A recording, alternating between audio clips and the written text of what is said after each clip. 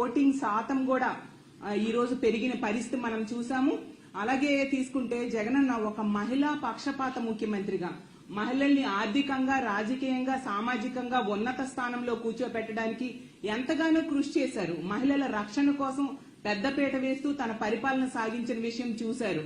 కాబట్టి ఈ రాష్ట్రంలో ఉన్న మహిళలందరూ కూడా ఒక అన్నలా, ఒక తమ్ముళ్లా, ఒక కొడుకులా జగనన్నని భావించి జగనన్నని ప్రభుత్వాన్ని మళ్లీ కొనసాగించుకోవాలని బలంగా నమ్ముతూ ఈ రోజు ఓటేయడం జరిగింది.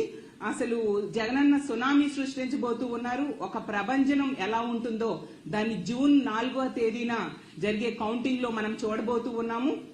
తెలుగుదేశం పార్టీ వాళ్ళకి అర్థమైపోయింది, వాళ్ళు ఖచ్చితంగా ఓడిపోతారు, ఓటమి పాలైపోవడం ఖాయం అనే విషయం అర్థమైపోయింది. అసలు జూన్ 4న ఎన్నికలు ఫలితాలు ఎలా ఉంటాయంటే జగనన్న విజయాన్ని దేశం మొత్తం షబాష్ అనిపించేట్టుగా ఉంటుంది. ఖచ్చితంగా అంత చక్కగా ప్రజలు జగనన్నకి మద్దతు తెలియజేయడం జరిగింది. అలాగే తీసుకుంటే తెలుగుదేశం పార్టీ వాళ్ళు చంద్రబాబు నాయుడు గారు అయితే అబద్ధ హామీలు ఇచ్చారు, కూటమి కట్టారు. అలాగే పురంధరేశ్వరి గారితో కలిపి ఎస్పీలు మార్చారు, అధికారులు మార్చారు ఎలక్షన్ కమిషన్ తో చెప్పి. అలాగే వాళ్ళ ఎల్లో మీడియా ద్వారా అసత్య ప్రచారాలు చేయడం జరిగింది. వాళ్ళ సోషల్ మీడియాలో తప్పుడు ప్రచారాలు చేయడం జరిగింది. ఎన్ని చేసినా కూడా ప్రజలైతే మాత్రం జగనన్న వెనకే ఉన్నారు. తెలుగుదేశం పార్టీకి ఎవరు ఓట్లు వేయని పరిస్థితి, ఈ కూటమికి ఎవరు ఓట్లు వేయని పరిస్థితి. వన్ సైడ్ గా వైఎస్ఆర్ కాంగ్రెస్ పార్టీకి ఓట్లేశారు. సో అసహనానికి గురైపోతూ ఉన్నారు తెలుగుదేశం పార్టీ నాయకులు గాని, కూటమి నాయకులు గాని. ఒక ఫ్రస్ట్రేషన్, ఎలాగూ కూటమి ఓడిపోతుంది అనే విషయం అర్థమైపోయి ఇన్ని చేసినా కూడా గెలవట్లేదు అనే విషయం కూటమి మనుషులకి, వాళ్ళ కార్యకర్తలకి అర్థమైపోయి దాడులకి పురుగొల్పుతూ ఉన్నారు.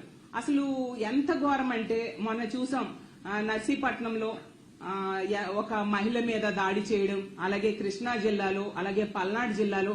అంటే ఇలాంటి దాడులకి పురుగొల్పుతూ వాళ్ళ అక్కసని, వాళ్ళ బాధని ప్రజల మీద, అంటే వైఎస్ఆర్ కాంగ్రెస్ పార్టీకి సపోర్ట్ చేసిన ప్రజల మీద తీర్చుకుంటూ ఉన్నారు. అసలు ఇది చాలా దారుణం. దీన్ని మేము తీవ్రంగా ఖండిస్తూ ఉన్నాం. అసలు మనం ప్రజాస్వామ్య దేశంలో ఉన్నామా లేదా అన్నట్టుగా వీళ్ళ ప్రవర్తన ఉంది. వాళ్ళు అధికారులు మార్చుకున్నారు, వాళ్ళ సపోర్ట్ తో ఎన్నో దౌర్జన్యాలు గురి చేయడం జరిగింది. అంటే ఇప్పుడు అంటే ఎలక్షన్ కోడ్ ఉంది, ఎన్నికల కమిషన్ అధికారంలో ఉంది. కాబట్టి ఈ టైంలో ఏమైనా చేసేద్దాం, ప్రజల మీద ఏ దాడులైనా చేసేద్దాం అన్నట్టుగా తెలుగుదేశం పార్టీ వాళ్ళు చేస్తూ ఉన్నారు. దీన్ని ప్రజలు చూస్తూ ఊరుకోరు అనే విషయం గమనించాల్సిందిగా కోరుతున్నాను. మీరు అప్పుడు అధికారంలో ఉండేప్పుడు సరైన పరిపాలన ఇవ్వలేదు కాబట్టే ప్రజలు 19లో మీకు బుద్ధి చెప్పడం జరిగింది. ఈ 24 ఎన్నికల్లో కూడా మీకు ఖచ్చితంగా బుద్ధి చెప్పారు. అసలు తెలుగుదేశం పార్టీ అంటే, టీడీపీ అంటే తెలుగుదేశం పార్టీలా లేదు. ఈ రోజు ప్రజల మీద ఈ దాడులను చూస్తూ ఉంటే తెలుగు డెకాయిడ్స్ పార్టీలా ఉంది అనేసి ప్రజలు అనుకుంటూ ఉన్నారు. ఒక టీడీపీ అంటే తెలుగు దండుపాల్యం పార్టీలా దాడులు చేస్తూ ఉన్నారు. అలాగే టీడీపీ అంటే తెలుగు దుశ్శాసనల పార్టీలా మహిళల మీద దాడి చేస్తూ ఉన్నారు. టీడీపీ అంటే తెలుగు దొంగల పార్టీలా మహిళల తాలూకా బంగారు ఆభరణాలు కూడా ఈ దాడుల్లో దోచేసుకుంటూ ఉన్న పరిస్థితి చూసాం. ఒక టీడీపీ అంటే తెలుగు దుర్మార్గుల పార్టీలా ఈ రోజు బిహేవ్ చేస్తూ చాలా దుర్మార్గంగా వృద్ధుల మీద కూడా దాడులు చేసే పరిస్థితి మనం చూసాము. అలాగే టీడీపీ అంటే టెర్రరిస్ట్ డెకాయిడ్ పార్టీలా బీసీ, ఎస్సీ, ఎస్టీ మైనారిటీల మీద చాలా దారుణంగా దాడులు చేస్తూ ఉన్నారు. మేము చాలా తీవ్రంగా దీన్ని ఖండిస్తూ ఉన్నాము. అసలు మీ ఇళ్లలో ఆడవాళ్ళు ఉండరా? ఇలాంటి పనులే గాని వాళ్ళ మీద జరిగితే మీరు సహించగలరా? మీ అక్క చెల్లెమ్మలకు గనుక ఇలాంటివి జరిగితే ఇది చాలా దారుణం కాదా? ఇప్పుడు తీసుకోండి, నర్సీపట్నంలో అయ్యన్న పాత్రుడు గారి అనుచరులు ఆమె ధర్మసాగరం, నర్సీపట్నం మండలంలో ధర్మసాగరము గ్రామంలో పాలమూరు రాజకుమారి అనే మహిళ, ఆమె వాలంటీర్ గా పనిచేసి ఆమె రిజైన్ చేసేసి వైఎస్ఆర్ కాంగ్రెస్ పార్టీకి సపోర్ట్ చేసింది. జగనన్న వల్ల మేలు పొందింది కాబట్టి సపోర్ట్ చేసింది. అందులో తప్పేముంది? ఇది ప్రజాస్వామ్య దేశం. నచ్చిన పార్టీకి సపోర్ట్ చేసుకోవచ్చు, నచ్చిన వాళ్ళకు ఓటేసుకోవచ్చు. అర్ధరాత్రి ఒంటరి మహిళ మీద ఇంట్లో జొరబడి జుట్టు పట్టుకొని ఈడ్చి చెప్పలేని ప్రదేశాల్లో తంతు ఆమెకి ఎంతో బాధించి దుర్మార్గంగా బిగెత్తి ఓటింగ్ శాతం కూడా ఈ రోజు పెరిగిన పరిస్థితి మనం చూసాము. అలాగే తీసుకుంటే జగనన్న ఒక మహిళా పక్షపాత ముఖ్యమంత్రిగా మహిళల్ని ఆర్థికంగా, రాజకీయంగా, సామాజికంగా ఉన్నత స్థానంలో కూర్చోపెట్టడానికి ఎంతగానో కృషి చేశారు. మహిళల రక్షణ కోసం పెద్దపీట వేస్తూ తన పరిపాలన సాగించిన విషయం చూశారు. కాబట్టి ఈ రాష్ట్రంలో ఉన్న మహిళలందరూ కూడా ఒక అన్నలా, ఒక తమ్ముళ్లా, ఒక కొడుకులా జగనన్నని భావించి జగనన్నని ప్రభుత్వాన్ని మళ్లీ కొనసాగించుకోవాలని బలంగా నమ్ముతూ ఈ రోజు ఓటేయడం జరిగింది. అసలు జగనన్న సునామీ సృష్టించబోతూ ఉన్నారు. ఒక ప్రభంజనం ఎలా ఉంటుందో దాన్ని జూన్ 4వ తేదీన జరిగే కౌంటింగ్ లో మనం చూడబోతూ ఉన్నాము. తెలుగుదేశం పార్టీ వాళ్ళకి అర్థమైపోయింది, వాళ్ళు ఖచ్చితంగా ఓడిపోతారు, ఓటమి పాలైపోవడం ఖాయమనే విషయం అర్థమైపోయింది. అసలు జూన్ 4న ఎన్నికలు ఫలితాలు ఎలా ఉంటాయంటే జగనన్న విజయాన్ని దేశం మొత్తం శబాష్ అనిపించేట్టుగా ఉంటుంది. ఖచ్చితంగా అంత చక్కగా ప్రజలు జగనన్నకి మద్దతు తెలియజేయడం జరిగింది. అలాగే తీసుకుంటే తెలుగుదేశం పార్టీ వాళ్ళు చంద్రబాబు నాయుడు గారు అయితే అబద్ధపు హామీలు ఇచ్చారు, కూటమి కట్టారు. అలాగే వదిన పురంధరేశ్వరి గారితో కలిపి ఎస్పీలు మార్చారు, అధికారులు మార్చారు ఎలక్షన్ కమిషన్ తో చెప్పి. అలాగే వాళ్ళ ఎల్లో మీడియా ద్వారా అసత్య ప్రచారాలు చేయడం జరిగింది, వాళ్ళ సోషల్ మీడియాలో తప్పుడు ప్రచారాలు చేయడం జరిగింది. ఎన్ని చేసినా కూడా ప్రజలైతే మాత్రం జగనన్న వెనకే ఉన్నారు. తెలుగుదేశం పార్టీకి ఎవరు ఓట్లు వేయని పరిస్థితి, ఈ కూటమికి ఎవరు ఓట్లు వేయని పరిస్థితి. వన్ సైడ్ గా వైఎస్ఆర్ కాంగ్రెస్ పార్టీకి ఓట్లేశారు. సో అసహనానికి గురైపోతూ ఉన్నారు తెలుగుదేశం పార్టీ నాయకులు గాని, కూటమి నాయకులు గాని.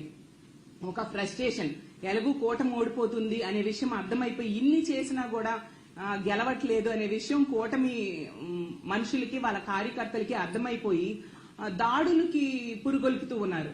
అసలు ఎంత ఘోరం అంటే మొన్న చూసాం నర్సీపట్నంలో ఒక మహిళ మీద దాడి చేయడం, అలాగే కృష్ణా జిల్లాలో, అలాగే పల్నాడు జిల్లాలో. అంటే ఇలాంటి దాడులకి పురుగొల్పుతూ వాళ్ళ అక్కసని, వాళ్ళ బాధని ప్రజల మీద, అంటే వైఎస్ఆర్ కాంగ్రెస్ పార్టీకి సపోర్ట్ చేసిన ప్రజల మీద తీర్చుకుంటూ ఉన్నారు. అసలు ఇది చాలా దారుణం. దీన్ని మేము తీవ్రంగా ఖండిస్తూ ఉన్నాం. అసలు మనం ప్రజాస్వామ్య దేశంలో ఉన్నామా లేదా అన్నట్టుగా వీళ్ళ ప్రవర్తన ఉంది. వాళ్ళు అధికారులు మార్చుకున్నారు, వాళ్ళ సపోర్ట్ తో ఎన్నో దౌర్జన్యాలు గురి చేయడం జరిగింది.